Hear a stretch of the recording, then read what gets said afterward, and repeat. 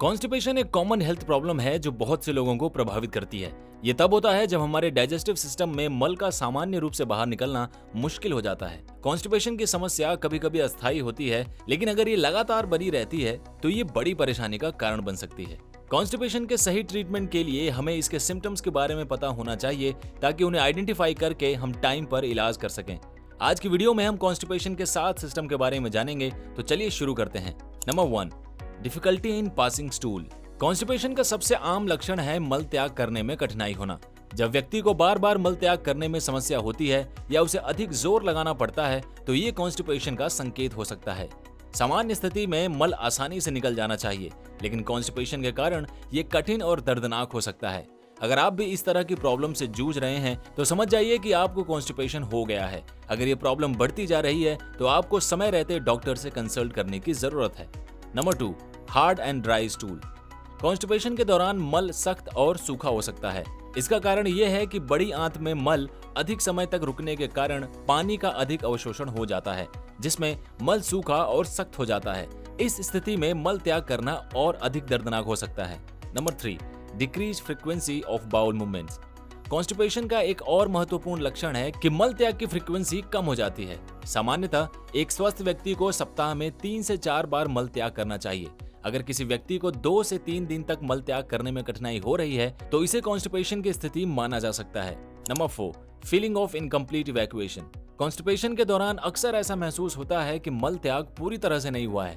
मल त्याग के बाद भी पेट में भारीपन और डिससैटिस्फैक्शन का अनुभव होता है। ये कॉन्स्टिपेशन का एक प्रमुख लक्षण है जो लंबे समय तक चल सकता है और व्यक्ति को बेचैन रखता है। Number 5, abdominal pain and bloating. Constipation के कारण पेट में दर्द और सूजन भी हो सकती है। जब मल बड़ी आंत में रुका रहता है तो ये गैस का कारण बनता है, जिससे पेट में सूजन और दर्द का अनुभव होता है। ये दर्द मिड टू मॉडरेट हो सकता है और समय समय पर बढ़ सकता है। अगर आप भी इस तरह के एब्डोमिनल पेन या ब्लोटिंग को फील कर रहे हैं तो जल्दी से डॉक्टर को कंसल्ट कीजिए। Number 6, loss of appetite.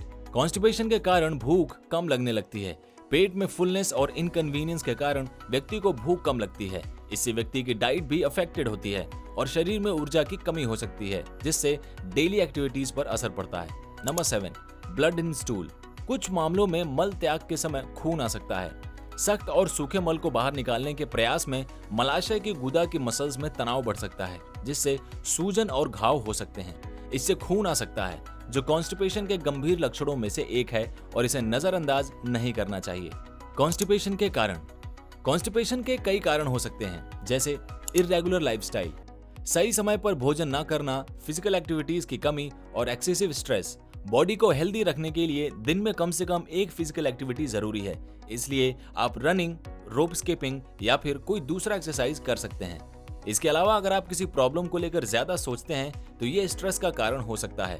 Stress का डायरेक्ट इफेक्ट हमारे डाइजेस्टिव सिस्टम पर पड़ता है। स्ट्रेस कम करने के लिए आप मेडिटेशन या योगा कर सकते हो। कम पानी पीना भी कॉन्स्टिपेशन का एक कारण हो सकता है, क्योंकि शरीर में पानी की कमी होने से मल सूख जाता है, जिससे कॉन्स्टिपेशन होता है।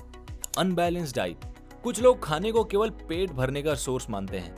डाइट बैलेंस है या अनबैलेंस, इससे उन्हें कोई फर्क नहीं पड़ता, लेकिन हमारी बॉडी इस चीज से बहुत इफेक्ट होती है।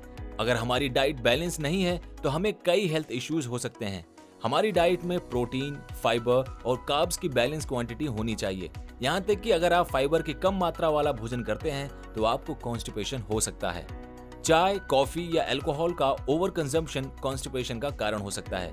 इन पेय पदार्थों का अधिक सेवन शरीर में पानी की मात्रा को कम कर सकता है, जिससे कॉन्स्टिपेशन की समस्या होती है। How to get relief from constipation. छोटी छोटी बातों का ध्यान रखकर आप कॉन्स्टिपेशन जैसी प्रॉब्लम से छुटकारा पा सकते हैं, जैसे कि दिन में 8 से 10 ग्लास पानी जरूर पिएं। फाइबर रिच डाइट जैसे फ्रूट्स, वेजिटेबल्स, होल ग्रेन्स का ज्यादा कंजम्पशन करें। रेगुलर एक्सरसाइज या फिजिकल एक्टिविटी से डाइजेस्टिव सिस्टम को हेल्दी रखें। जितना हो सके उतना कम स्ट्रेस लें और स्ट्रेस से बचने के लिए मेडिटेशन या योग की हेल्प लें। इस वीडियो की हेल्प से आप कॉन्स्टिपेशन को पहचान कर सही समय पर ट्रीटमेंट ले सकते हैं। अगर आप कॉन्स्टिपेशन से रिलेटेड कोई भी इंफॉर्मेशन लेना चाहते हैं तो आई बटन पर क्लिक करके हमारी वीडियो को देख सकते हैं। वैसे आपको ये वीडियो कैसा लगा कमेंट करके जरूर बताइएगा। नेक्स्ट वीडियो कौन से हेल्थ इश्यूज पर होनी चाहिए ये भी आप हमें कमेंट बॉक्स में सजेस्ट कर सकते हैं। साथ ही अगर आपको ये वीडियो पसंद आया है तो इसे लाइक करके हमारे चैनल पंचवेदा को सब्सक्राइब करना ना भूलें। धन्यवाद।